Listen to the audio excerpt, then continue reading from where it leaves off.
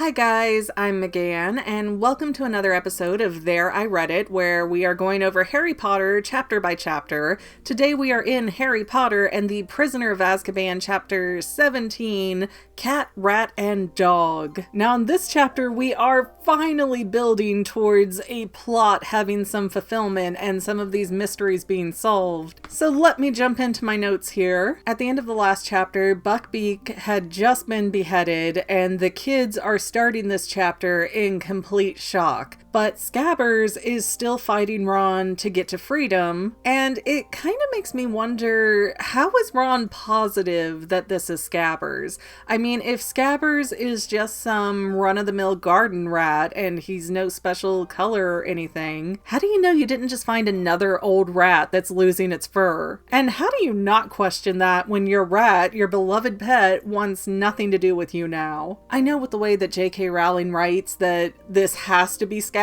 but really, I mean, other old rats exist. This is not an impossibility to at least consider. And then, out of nowhere in the darkness, Crookshank appears, and Scabbers ends up taking off running, which Ron chases after him. And then Ron gets Scabbers, but this giant black dog appears, the one that Harry keeps seeing, and it grabs Ron and drags him away. And so Harry and Hermione are like, what the heck? And they try to chase him down, but blam, they both get hit by the Whomping Willow. And it turns out that the dog is actually pulling Ron into the roots of the Whomping Willow. There's a big gap in there. And Ron is fighting against this. He doesn't want to go, and he ends up with a broken leg because of his struggles, which me and my bonitis, we could do without the bone crunching. Ugh. So Ron is disappearing down this mysterious hole, and Hermione's like, we need to go get help. But Harry's like, there's not enough time. We have to figure out a way through these Whomping Willow, Death Club branches here. And Crookshanks reappears and sort of struts in between the tree, stomping on everything, and he pushes a knot on the willow that causes it to stiffen like it's made out of marble. And Harry mentions that this route in the roots seems to be going off the edge of the Marauder's map from his memory, so he's pretty sure that that root hole is gonna lead to Hogsmeade. And Crookshanks just goes strutting his cat self away. Harry and Hermione follow, and they're going on forever. They're like, yeah, this definitely has to be somewhere in Hogsmeade. And they end up in this old, beaten up room where Hermione realizes that it's the Shrieking Shack. Or at least that's her guess based on the windows. I guess they really haven't confirmed that at this point. So the kids follow a noise upstairs. They find Ron, who is in so much pain on the floor, and Crookshanks just sitting on this bed looking so proud of himself, the cat that ate the canary. And Ron's like, it's a trap, Harry, get out of here. The dog's an animagus. I think I'm saying that right. Animagus, maybe? Animagus, yeah. You accent hard the second to last syllable in English, so I'm gonna assume that that's how you say that, animagus. And surprise! There's Black. He was the black dog, which I already saw coming a mile away, but he uses Expelliarmus to get the wands away from Harry, Hermione, and Ron. Actually, I think he already has Ron's wand, but I didn't write that down for sure, but I think he did. And Black is just like, oh, I figured you would have come for Ron because James would have come for me, and that just sets Harry off. In this book, Harry has basically become Marty McFly with the word chicken. It's like, you said something about James Potter.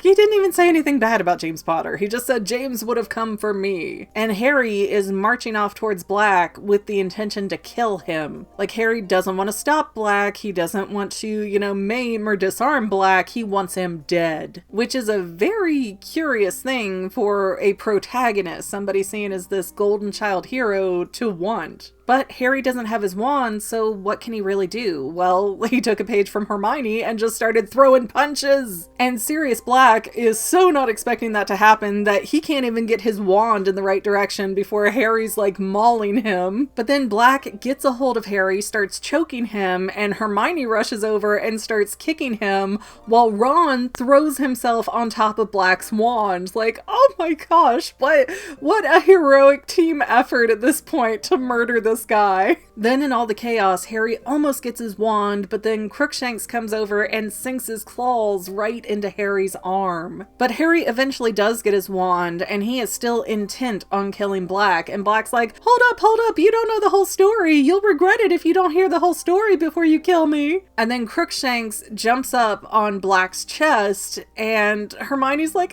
ah, because she knows that Harry is snapped and not playing around at this point. And Harry's just going in his head, well, who cares if I kill that stupid cat? If it chooses to die with Sirius Black, then so be it. And, you know, he's sitting there thinking it through, overthinking it through, until the moment passes and they hear a noise. And when Hermione hears that noise, she's like, we're up here, there's Black, come quickly. And Professor Lupin comes bursting into the room. And Lupin sees Black and he's like, where is he? How long has he been here? How long have you known? Just like freaking out. And the kids are all like, hold on, you're working with Sirius Black? Are you seriously working with Sirius Black? And they all just start turning on Lupin so savagely. And Hermione gets to the point where she's like, I have been covering up for you all year, you stupid werewolf. Which, again, saw that one coming from a mile away because Lupin, come on, it's in his name. And then Lupin just turns into some weird, like, Bond villain, and he's going,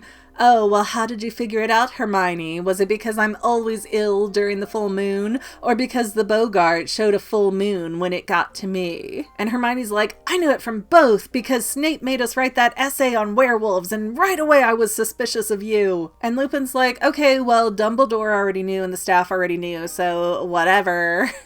This is such the most teenage bratty kind of weird Mean Girls confrontation I've ever seen in these books. And I love it and hate it all equally the same. It's like, okay, this is not the most important thing to be spewing out of your mouth right now. We'll deal with you being a werewolf later, Lupin. Let's just talk about the issue at hand. But Lupin at this point has amped down enough that he's like, fine, here, look, I'll put my wand in my belt and here's everybody else's wands back. So now can we listen and have a conversation like adults, please? But the kids are like, well, how did you get here then if you're not working with Black? And he's like, because I'm Mr. Mooney from the Marauders map, you fools. Apparently Mooney was his nickname, which in hindsight, yeah, that does make a lot of sense. But I wouldn't have guessed that Lupin had been cursed for so long. I would have figured that it was a more recent development, and that's why he always looks tired and sickly, you know, because his body is adapting to it. But if werewolfism is something that Lupin's had since middle or high school, it's kind of strange that he's not better acquainted with the condition. You know, with things like Snape having to bring him potions and things like that, you would think he'd already have a treatment ready. Not to mention, it is really weird that his name is apparently legitimately Lupin from birth, and he's a werewolf. So was he born with this? Is this a family curse? What's the deal? Maybe we'll find out in another chapter. But Lupin's like, I know that you guys went down to Hagrid's. Even under the invisibility cloak, the map can still see you,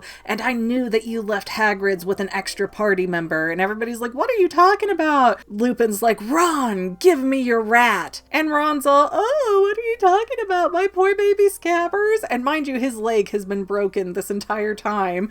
If Lupin really wanted to be a mensch here, he could patch that leg up first and kind of, you know, mend some fences, show some goodwill, something like that, you know? But, haha, Scabbers is in fact Peter Pettigrew, the missing person that Sirius Black allegedly killed. Although now I'm really curious about Crookshanks, because I thought for sure that Crookshanks was going to be somebody too, but since Crookshanks hasn't really changed into a person at this point, I'm just going to assume that he used to be Sirius Black's cat, and that's why he's so like, I love you, Sirius, I'll die for you, buddy. Which either way though, that does make sense, because when they were in, what was it, the magical menagerie, Hermione was told that Crookshanks had been in there for ages and nobody ever adopted him, nobody wanted him. Well, if Sirius Black had a familiar and then he went to Azkaban, what happened to the cat? And for that matter, who's gonna want the cat? Who's gonna be willing to take care of a cat that belonged to a mass murderer? But I am finally feeling a bit more picked up into this series. We're getting to the end, things are coming together together. We're moving at a better clip than we were before, which is such a double-edged sword because in the first two books, I felt the complaint that I'm not getting enough of this magical world. And now in the third book, I'm like, there's too many things going on and too many, twists and turns and mysteries to keep track of. So I'm a little bit worried about how that might work out for books 4 through 7, because they get exponentially bigger by the looks of them, and I'm afraid. But I think this is a good place to end for today. Not a super long chapter to go over. The next chapter is really super short. I think it's the smallest one in the book. So I'm going to try to read that and then record something just to get ahead of the ball a little bit. But anyways, guys, thank you for watching. Remember, sharing is caring, and I love to read and respond to your comments on here. But other than that, we will see you next time, Fanily members. Bye! Well, Fanily members, we're almost done, but I want to invite you to hang out with me in some other places. I'm on Twitter and Instagram as my own personal self, and I have a Facebook page too, but I mostly just post photos over there. And sometimes people say, "Hey McGann, I want to mail you something. How do I do that?" Easy. Just click the About tab on my channel page, and my most current P.O. Box info will be right there. I also run another channel, The Fanily. It's really a hodgepodge channel where we might post anything. Oh yeah, and I also sell shirts and stickers and stuff with the Fanily and the Fangirl logos. If that is your cup of tea, I have a link in every description of every video. Finally, if you want to help out the Fangirl channel and make sure I'm putting out video essays for years to come, the best way you can help is by subscribing and watching more of my videos, whether they're new, old, whatever. Maybe even share one or two on social media, help spread the word. People who watch to the end of videos, like you, helps to tell the site, hey, this is a good video, we should recommend it to other people. So if you made it this far, leave me a comment of something like, hey, I made it to the end. Love ya. See you next time, Fanily members. Bye.